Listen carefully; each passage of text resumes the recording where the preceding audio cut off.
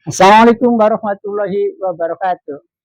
Jumpa lagi di jurnal PKSPD dengan tajuk Jalan Rusak di Pondok Luki Saya Digoyang Ekspektasi Publik Teledor Beberes Dermayu.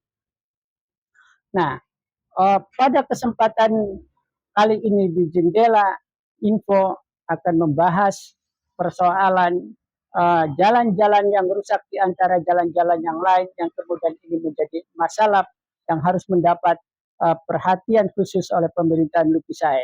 Nah, kita akan memperbincangkan pertama adalah soal kualitas jalan, dua database soal jalan oleh PUPR dan dinas-dinas terkait. Kemudian belanja publik. Nah, uh, kalau kita melihat unggahan di medsos, termasuk juga pemberitaan di media massa online, bahwa jalan rusak di Pondok, sebenarnya tidak hanya di Pondok, Sudi Mampir, kemudian juga tempo hari juga dipermasalahkan atau kemudian diunggah di medsos soal jalan perbatasan antara Soge dan Kertawinangun. Nah, apa yang menjadi problem? Misalnya jalan rusak di Pondok yang cukup parah dan banyak kemudian berpotensi untuk menelan korban sehingga kemudian masyarakat dengan menanam pohon pisang di jalan yang rusak itu atau di jalan berlubang itu menunjukkan adalah protes atau kemudian harus dipahami bahwa itu simbolik protes yang tidak bisa kemudian disampaikan kepada pemerintah daerah sehingga kemudian pohon pisang itu harus bicara bahwa pemerintah daerah, pemerintahan Lukisai harus segera mengambil kebijakan atau mengeksekusi soal jalan-jalan rusak yang tidak hanya terjadi di Pondok, ternyata juga terjadi di tempat-tempat lain. Nah, pemerintahan Lukisai seharusnya juga kemudian mendapatkan data pemetaan yang cukup dari PUPR atau dinas-dinas terkait soal jalan-jalan rusak mana saja yang harus menjadi prioritas kebijakan publik yang strategis berdampak luas. Karena kalau jalan-jalan ekonomi ini tidak segera dibenahi, maka kemudian ini akan menjadi persoalan kepercayaan publik terhadap pemerintahan Lukisai. Nah, apa sebenarnya yang menjadi persoalan jalan-jalan cepat rusak seperti misalnya di Pondok, kemudian di Sudi Mampir, di Kertawinangun dan lain-lain ini juga menjadi pertanyaan publik yang terus-menerus terjadi. Nah, problemnya adalah kualitas jalan yang buruk, kemudian soal pemeliharaan misalnya jalan berlubang dengan pelaksanaan teknis di lapangan misalnya ketika berlubang itu dibersihkan kemudian uh, diberi sirtu kemudian ala kadarnya diberikan aspal kemudian diberikan hot mix. Nah itu ternyata kemudian menjadi problem kerusakan berikutnya karena umur ekonomisnya akan sangat pendek. Mengapa itu terjadi? Karena proses pekerjaan yang begitu dengan diberikan sirtu, kemudian ditimpa dengan aspal yang sedikit, kemudian dengan hot mix yang berkualitas rendah atau KW10, maka dalam beberapa minggu apabila kena hujan, maka jalan itu akan kembali rusak atau aspal jalan atau hot mix itu akan berantakan karena ada air yang merembes ke bawah yang kemudian ruang hampa itu akan menggelembung dan akhirnya dilewati kendaraan akan pecah dan kemudian akan berantakan jika ditimpa hujan. Itu problemnya. Nah, sekalipun misalnya ada pengakuan dari PUPR bahwa kualitas jalan itu sudah dilakukan dengan sistem pengecekan apa yang disebut dengan drill, sebenarnya ini hanya untuk permainan PUPR dengan para kontraktor karena pada dasarnya kualitas jalan bisa kita lihat dengan kasat mata. Nah, problem berikutnya adalah database. Ini database yang dimiliki oleh PUPR ternyata juga database yang manipulatif atau tidak representatif.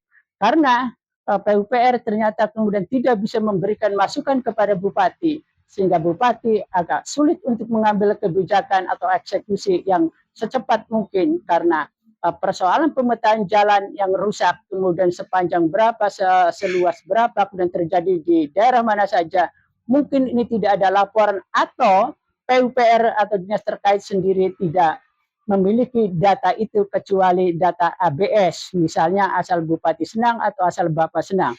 Padahal mekanismenya sangat gampang. Jalan-jalan kabupaten yang menjadi tanggung jawab pemerintah daerah maka adalah PUPR bisa bekerja dengan pihak kecamatan atau pihak desa untuk memonitoring, untuk segera melaporkan kerusakan-kerusakan jalan. Jalan-jalan negara termasuk jalan provinsi juga harus dilakukan hal yang sama, monitoring melalui camat, melalui desa, sehingga kemudian pemerintah daerah segera mengajukan proposal kepada pemerintah pusat yang menyangkut jalan-jalan rusak yang menjadi tanggung jawab negara dan jalan-jalan rusak yang menjadi tanggung jawab pemerintah provinsi. Nah, ini rupanya kalau kita melihat sampai sekarang cara bekerja PUPR atau kemudian mentalitas PUPR sama saja dari rejim ke rejim sebelum pemerintahan Luki Sae. Nah, maka ini menjadi tugas berat pemerintahan Luki Sae atau tugas berat Luki Sae untuk melakukan pembenahan bagaimana data itu harus disuguhkan dengan benar sehingga kebijakannya kemudian tidak belangsak.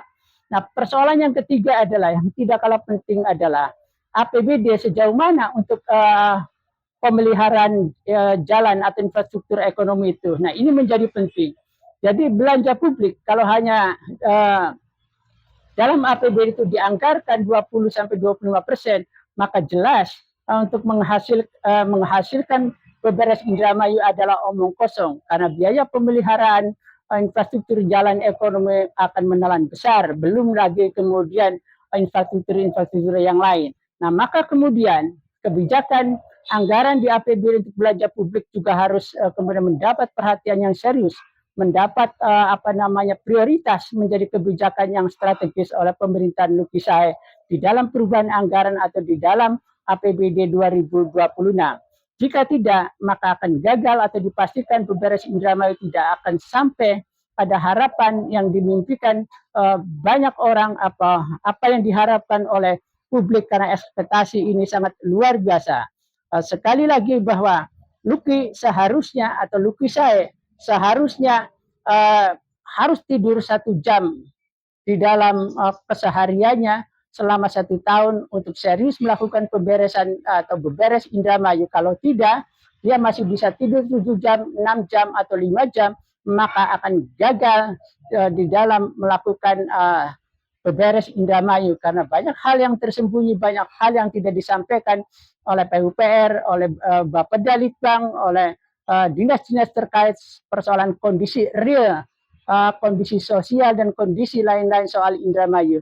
Nah, inilah lagi-lagi Luki harusnya bisa atau mencari atau memelihara orang yang bisa sebagai korektor atau pembisik seperti halnya keteladanan dari Umar bin Khattab sehingga kemudian dia berani mengatakan kepada bupati bahwa ada laporan-laporan yang tidak benar, ada kebijakan-kebijakan yang kemudian menabrak regulasi, karena ada kebijakan-kebijakan yang harus segera diambil untuk tidak melangsak. Terima kasih. Wassalamualaikum warahmatullahi wabarakatuh.